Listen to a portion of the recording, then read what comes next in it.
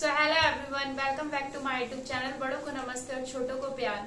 तो मैंने वीडियो आप लोगों के लिए परसों डाल दी थी, तो बहुत सारे बच्चों के कमेंट आ रहे थे कि हमें पूरा प्रोसेस बताइए कि कैसे फॉर्म भरना है, क्या भरना है।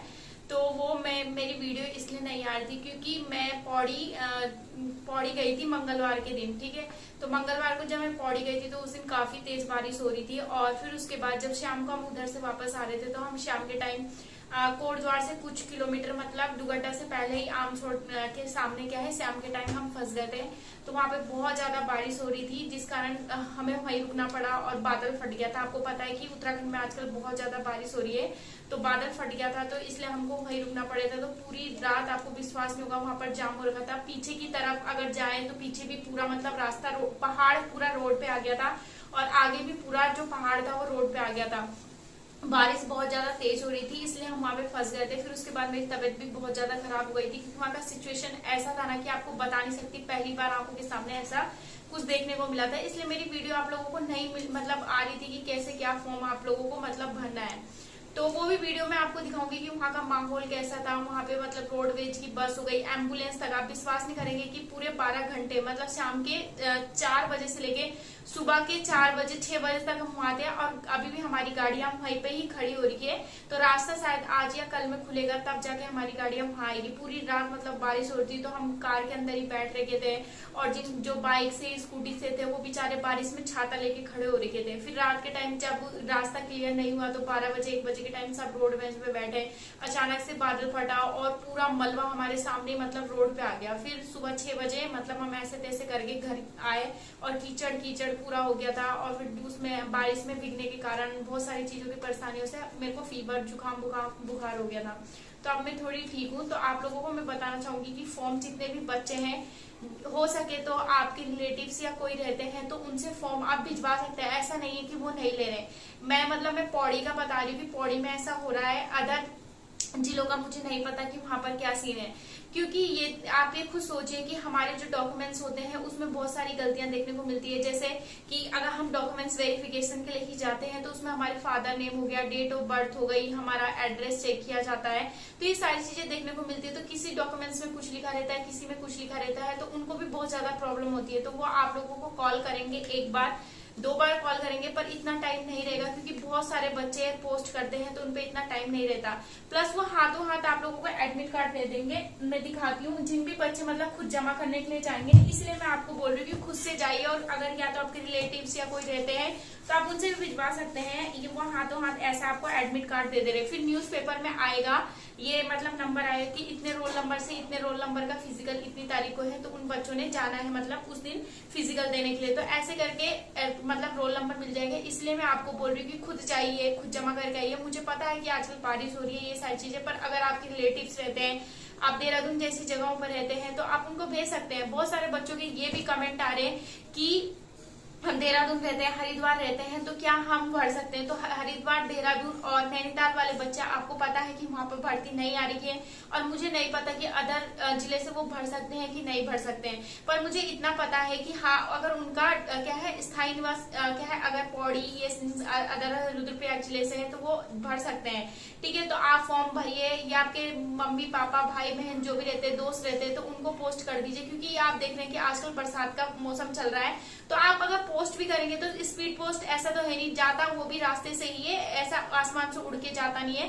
तो रास्ते सारे ब्लॉक हो रखे हैं, तो उसमें भी काफी आप लोगों को टाइम लग सकता है। तो मैं इसलिए बोल रही हूँ कि खुद से देखिए, खुद से जाने का प्रयास कीजिए। हम भी खुद ही से गए थे, क्योंकि पोस्ट करने पे आजकल आपको पता है पोस्ट कर देंगे, पोस्ट करने के बाद वो हमारे डॉक्यूमेंट्स देखते हैं। हमारे डॉक्यूमेंट्स में बहुत सारी गलतियां देखने को मिल सकती है उनको, तो वो उनपे इतना टाइम थोड़ा रहेगा कि वो हमें फोन बार बार करते रहे, कि हम बार बार भेजते रहे। ये उनपे इतना टाइम नहीं रहता है, इसलिए मैं आपको बोल रही हूँ। मैंने पहले वाली वीडियो में बताया था कि आप खुद जाइए या किसी को भेज दीजिए। बाकी अगर आप पोस्ट करते हैं तो मैं आपको बताती हूँ कि आपने मतलब पोस्ट कैसे करना है। फॉर्म आ गया, तो ये देखिए, उन्होंने, मैं गई थी तो अपना एक्सपीरियंस बता रही हूँ उन्होंने क्या है। ये देखिए, ये मेरा फॉर्म है, पास से दिखाती हूँ, ये मेरा फॉर्म है। ये मैं यहाँ से भर के लेके गई थी। उन्होंने बोला ये फॉर्म नहीं चलेगा, उन्होंने हमको खुद एक फॉर्म दिया था। ठीक है, तो वहां मैंने खुद से भरा था, जिसमें आपको मैं फिर से बता देती हूँ क्या क्या भरना है। अभ्यर्थी का नाम, मतलब आपने अपना नाम भरना है, हिंदी इंग्लिश दोनों में, जो आपके 10th के रिजल्ट में लिखा है वही भरिएगा। अगर कास्ट उसमें लिखी है तो कास्ट, कुमारी लग रखा है तो कुमारी, ये सारी चीजें आप 10th के रिजल्ट से देख के भरिएगा। एक्स्ट्रा कुछ लिखने की जरूरत नहीं है, नहीं तो वो फॉर्म रिजेक्ट कर दे रहे हैं। दूसरा क्या है, पिता पति का नाम, आपके हस्बैंड का नाम होगा वो लिख दीजिएगा, फादर का नाम होगा तो वही जो 10th के रिजल्ट में है वो लिखना है। फिर यहाँ पे प्लाटून का नाम, प्लाटून का नाम हमें वहां पर लिखने के लिए नहीं मिला था, वो ऑलरेडी हमारे फॉर्म में लिखा हुआ था, होमगार्ड। ठीक है, स्थायी पता, जहां अभी आप रहते हैं, मतलब जो आपका स्थायी पता है, जहां आपकी फैमिली रहती है, आगे पढ़ने के लिए आप बाहर रह रहे हैं तो वो आपका यहाँ पे पत्र व्यवहार का पता में आप लिख सकते हैं। फिर उसके बाद जन्म तिथि, तो बच्चों की, जैसे मेरा जन्म तिथि 15/1/2000, तो बच्चे क्या करते रहे 15/1/2000, ऐसे नहीं लिखना, आपने 15 अप्रैल 2000 करके लिखना है, नहीं तो वो बहुत ज्यादा इसमें भी डांट रहे हैं। ठीक है, फिर उसके बाद लिख रखा है 1 जुलाई 2023 को आपकी आयु क्या है, उस दिन से लेकर और आज तक की, मतलब जो आपकी आयु तब से और 1 जुलाई 2023 तक आपने देखना है कि आप कितने साल के हो रहे हैं। जैसे मैं 23 साल 5 महीने 17 दिन की हो रही हूँ, तो आप मोबाइल में भी निकाल कर उसे फीड कर सकते हैं। नागरिकता आपको पता है भारतीय है, धर्म आपका हिंदू, जो भी आपके हिंदू जो भी है वो आप भर सकते हैं। जाति आपकी जनरल, ओबीसी, एसटी जिसमें आप आते हैं वो भर सकते हैं। ठीक है, परीक्षा का नाम इसमें देखने को मिल रहा है, अगर आपने 10th किया है तो 10th, 12th किया है तो 12th का भी डालना है, और बीएससी, बीए, एमए कर रखा है तो वो भी आप डाल सकते हैं। यहाँ पर सीक्वेंस है, जैसे 1 2 3 4 5 करके, जहां जौन से बोर्ड से कर रखा है बोर्ड का नाम लिखना है। उत्तीर्ण कब किया था वो लिखना है, और प्राप्त श्रेणी, first division, second division, third division लिखना है। परसेंटेज नहीं लिखना है, बहुत सारे बच्चे पूछ रहे हैं इसमें परसेंटेज भी लिखना है क्या, तो परसेंटेज नहीं लिखना है। दूसरा, अभ्यर्थी का व्यवसाय, तो व्यवसाय में आप एक्स्ट्रा कुछ मत लिखिएगा, आप छात्रा लिख दीजिएगा, क्योंकि हम अभी स्टूडेंट, हम पढ़ाई कर रहे हैं, अगर हम पढ़ाई नहीं करते तो हम फॉर्म भरते भी नहीं। ठीक है, फिर आपका ये जो शारीरिक माप अभ्यर्थी, ये आपके द्वारा नहीं भरा जाएगा, वो खुद भरेंगे।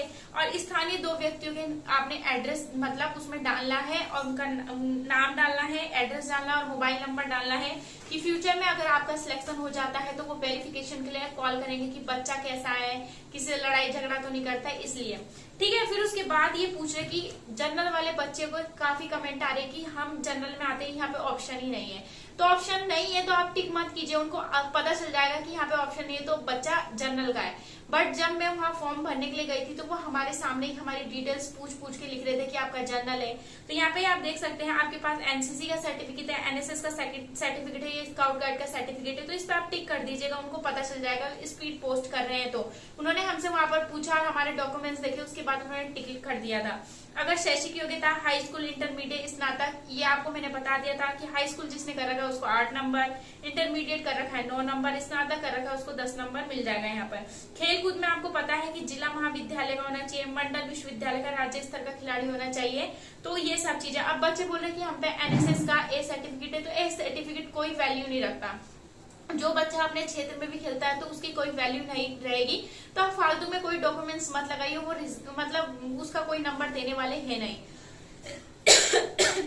वाहन चालक, भारी वाहन चालक पे भी इस पे बहुत सारे बच्चों के कमेंट आ रहे हैं कि भारी वाहन चालक क्या होता है, तो जो 2 व्हीलर वाला वो क्या है, जिसके पास 4 व्हीलर वाला वो भारी वाहन चालक, और हल्का वाहन चालक कौन सा होता है, जिसके पास 2 व्हीलर।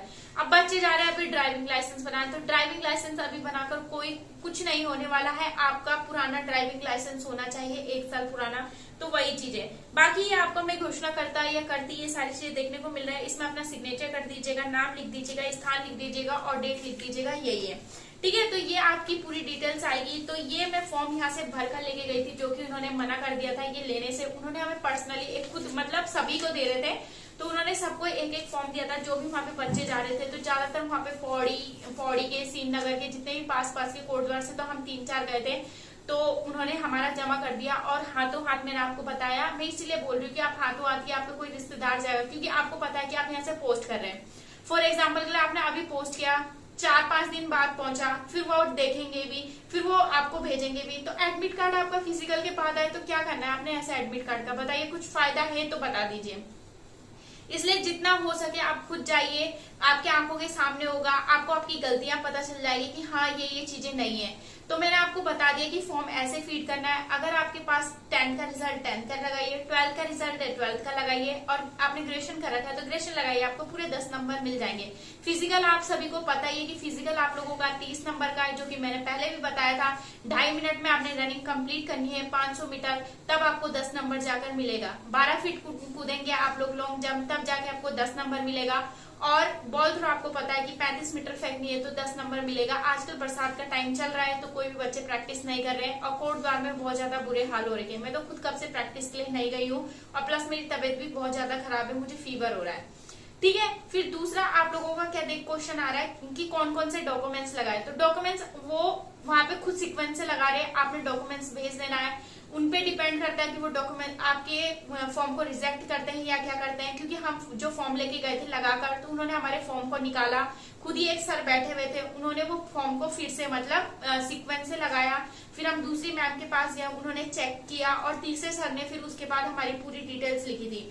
तो फिर उसमें 10th का रिजल्ट लगाया था सबसे पहले, फिर 12th का रिजल्ट लगाया था, मेरी ग्रेजुएशन की डिग्री लगाई थी। मेरे पे गेम्स का सर्टिफिकेट था, तो गेम्स का सर्टिफिकेट लगाना है आप लोगों ने, जो भी आपके पास है। और आपके पास अगर एनएसएस का बी सर्टिफिकेट है वो भी लगा सकते हैं, एनसीसी का बी सर्टिफिकेट है तो वो भी लगा सकते हैं। दूसरा आप लोगों का कैरेक्टर सर्टिफिकेट। कैरेक्टर सर्टिफिकेट का बहुत ज्यादा क्वेश्चन आ रहा है कि हम कैरेक्टर सर्टिफिकेट कैसे बनाएं। तो कैरेक्टर सर्टिफिकेट के लिए आपको मैं बोल रही हूँ कि आप तहसील से बना सकते हैं। मैंने तहसील से भी बनवाया था और कॉलेज से भी बनवाया था। मेरा तहसील से अभी आया नहीं था, तो जो उसका वो दिए स्लिप दी रहती है वो मैंने लगा दिया था। उन्होंने कहा कोई बात नहीं, ये भी चल जाएगा। कॉलेज से बनाना है और 6 महीने के अंदर का होना चाहिए। बच्चे बोल रहे कि हमारा मतलब हमने अभी 12th किया था बहुत टाइम पहले, 2020 में किया था, 2019 में, तो वो चल जाएगा क्या? कैरेक्टर सर्टिफिकेट हमेशा 6 महीने के अंदर का होता है तो ही वो कैरेक्टर सर्टिफिकेट चलता है। तो या तो आप प्रधान से लिखा लीजिएगा, क्योंकि पौड़ी में ज्यादातर लड़कियों ने प्रधान से ही लिखवाया था। प्रधान से चल जाएगा आप लोगों का। और जो जैसे कोटद्वार जैसे एरिया में रहते हैं, जिनका शहरी उसमें आता है, तो उनके वहां पे पार्षद होते हैं, तो आप पार्षद से भी लिखवा सकते हैं, वो भी आप लोगों का चल जाएगा, क्योंकि उसमें मोहर लगा रहता है। तीसरा आपका कहाँ से? तहसील से। मैंने बता कर रहे कि हम पुलिस थाने से बना सकते हैं क्या कैरेक्टर सर्टिफिकेट। तो कैरेक्टर सर्टिफिकेट जो आप लोगों का बनता है, आपको कहीं पे भी मतलब जैसे आप तहसील गए तो तहसील में आपको वो दिया जाएगा क्या, तहसील में जो वकील या आप जैसे किसी भी, हमारे वहां पे तो ये था कि उन्होंने मतलब 60 रुपए का चालान किया। चालान करने के बाद उन्होंने हमें ऑफिस में भेजा। ऑफिस में वो सिग्नेचर करके देते हैं कि तुम थाने में जाओ और थाने से लिखवा के लाओ कि हमारा मतलब वो लिखते हैं कि ये कैरेक्टर इनका ठीक है। फिर उसके बाद फिर तहसील में भेजते हैं, और तहसील में हमारा ऑनलाइन मतलब वो चढ़ता है, तब जाके हमारा कैरेक्टर सर्टिफिकेट के लिए हम अप्लाई करते हैं। तो ये पूरा प्रोसेस होता है कैरेक्टर सर्टिफिकेट का। तो ये आप अपना मतलब क्लियर कर दीजिए। और जो कैरेक्टर सर्टिफिकेट होता है वो आप लोगों ने ओरिजिनल लगाना है, फोटोकॉपी बिल्कुल नहीं चलेगा।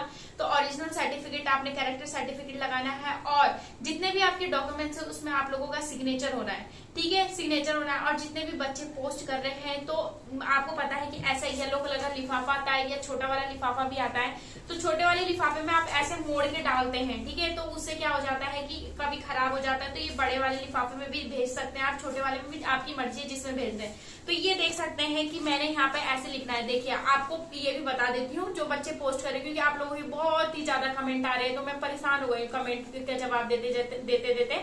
तो मैं आपको अभी बता देती हूँ। यहाँ पे लिखा है 2 देखिए यहाँ पे 2 लिखना है, कार्यालय जिला कमांडेंट होमगार्ड पौड़ी गढ़वाल। जैसे मैंने यहाँ पे लिखा है, सेम आपने वैसे लिखना है 2 कार्यालय जिला कमांडेंट होमगार्ड्स। अब आपका टीडी का है तो टीडी का डाल दीजिएगा, जहां के भी है, क्योंकि हर जिले का एक ही कार्यालय होता है। अब अलग अलग कोई कार्यालय नहीं बनाया जाता है, एक ही कार्यालय, चाहे आप पौड़ी से हो, चाहे आप पिथौरागढ़ के हो, टिहरी के हो, चंपावत के हो, रुद्रप्रयाग के हो, यूएस नगर के हो, वो सबका एक ही होता है, ठीक है।